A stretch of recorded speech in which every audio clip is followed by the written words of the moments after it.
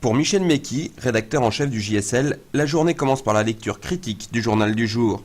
Dernier regard sur le travail de la veille qui permet d'évaluer points forts et points faibles avant d'attaquer la préparation du journal du lendemain.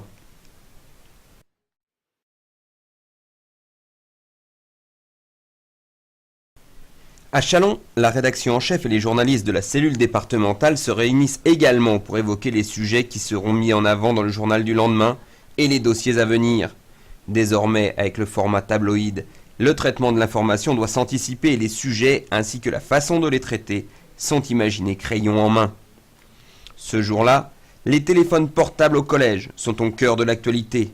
Un dossier sur le thème est lancé. Au collège, c'est d'essayer de voir combien de gamins ont truc et comment ils réagiraient si on leur supprimait. Enfin, si déjà...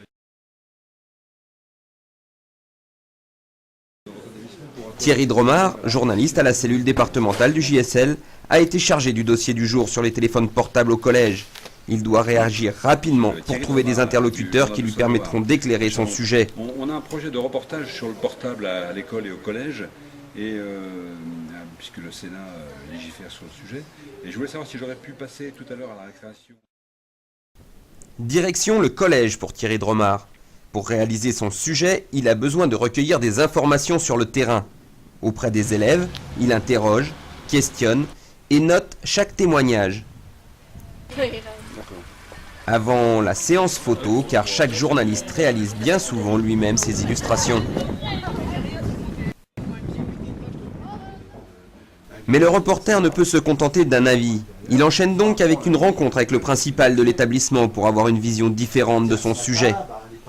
L'important pour moi, c'était d'interroger pas mal d'élèves le plus possible pour voir les conditions dans lesquelles ils l'utilisent. Ils fraudent, parce que donc, dans ce collège, on n'a pas le droit de l'utiliser à l'intérieur du collège. Et puis donc, l'intérêt aussi, c'est de voir les deux parties, voir comment ça se passe du côté de l'autorité, du principal, et puis du côté des élèves.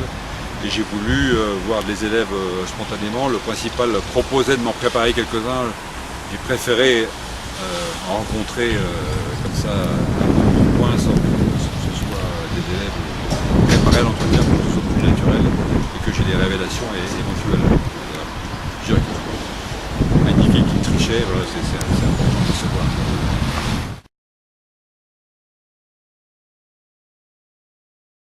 De retour au journal, Thierry Dromard prépare l'écriture de son reportage. La forme exacte de son article est ainsi installée dans la maquette de la page. Le rédacteur doit dès lors écrire son article directement dans l'espace qui lui est assigné. Un espace qui est bien sûr adapté aux besoins du journaliste en fonction de l'information qu'il doit traiter. Après la pause déjeuner, l'heure est venue pour Thierry Dromard d'écrire à son tour son reportage. Il dispose de nombreuses notes qu'il lui faut maintenant synthétiser. Le nombre d'articles écrits chaque jour par un journaliste reste cependant très variable. J'écris entre 0 et 3 ou 4 papiers par jour. Il y a des jours où on n'écrit pas parce qu'on a que du reportage à faire. Et si les papiers ne sont pas urgents, il n'y a pas de raison de l'écrire. Donc on fait du reportage, voilà. Et puis ça peut aller jusqu'à hier, j'ai dû en faire 2 ou 3. Enfin, ça dépend sur des sujets toujours très très différents.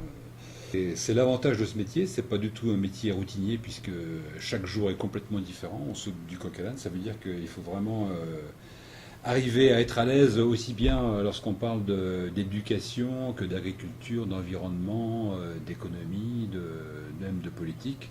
Alors on y arrive plus ou moins bien, mais enfin il faut avoir la capacité à s'y plonger, à s'y mettre pour être dans le coup et écrire des choses pertinentes, quoi.